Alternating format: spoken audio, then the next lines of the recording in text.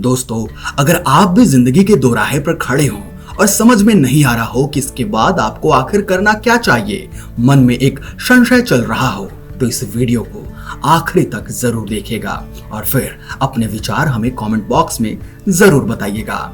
चलिए शुरू करते हैं। जिसको बौना कहे लोगों ने चढ़ाया, उसी ने उन्हें रोने पर मजबूर कर दिया।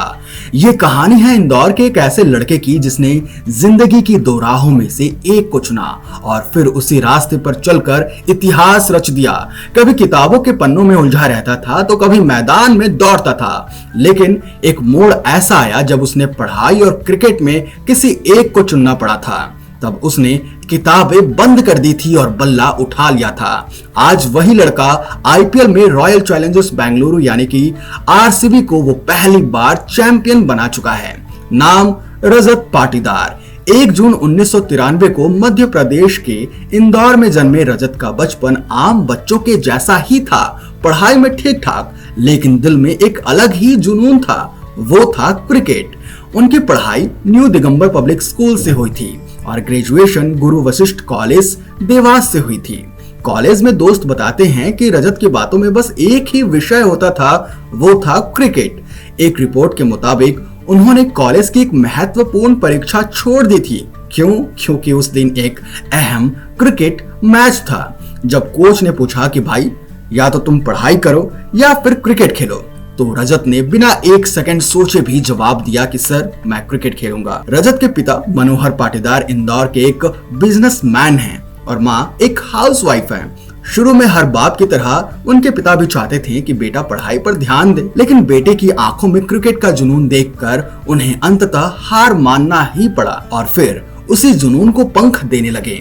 रजत के दादाजी ने 8 साल की उम्र में ही उन्हें इंदौर क्रिकेट क्लब में भर्ती कराया।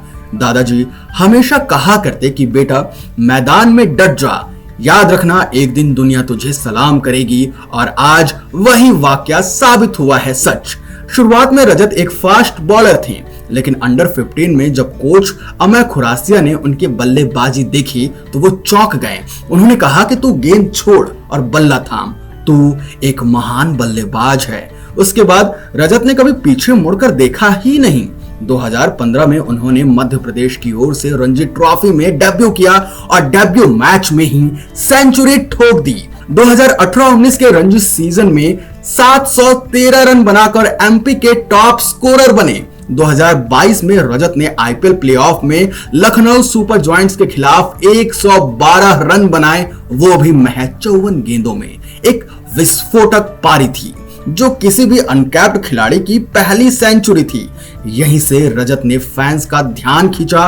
2024-25 सैयद मुश्ताक अली ट्रॉफी में उन्होंने मध्य प्रदेश की कप्तानी की और 428 रन बनाए। 5 अर्धशतक के साथ टीम को फाइनल तक पहुंचाया। 13 फरवरी 2025 आरसीबी ने रजत पाटीदार को आईपीएल 2025 का नया कैप्टन घोषित किया। फाफ डुप्लेस जैसे अनुभवी खिलाड़ी की जगह लेना ये आसान नहीं था, लेकिन रजत ने अपने शांत स्वभाव, चतुर रणनीति से सबको चौंका दिया।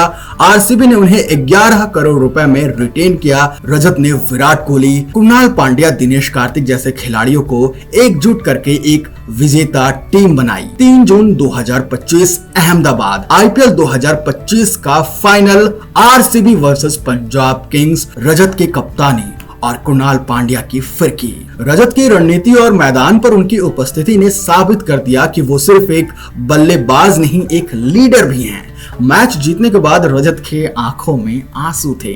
प्रेस कॉन्फ्रेंस में उन्होंने कहा, ये ट्रॉफी विराट भैया और उनके फैंस के नाम है जो 18 साल से इस दिन का बेसब्री से इंतजार कर रहे हैं। आइए अब उन कुछ करामाती रिकॉर्ड्स के बारे में भी बात करते हैं जो रजत ने तोड़े हैं।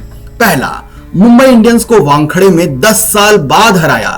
दूसरा, चेन्नई सुपर किंग्स को चेपॉक्स में 17 साल बाद हराया।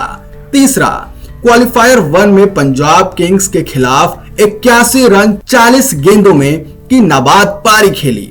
उनके परफॉर्मेंस देख दिनेश कार्तिक ने यह कह दिया कि रजत का दिमाग कंप्यूटर जैसा चलता है। रजत दबाव नहीं लेते, वो खेलते हैं।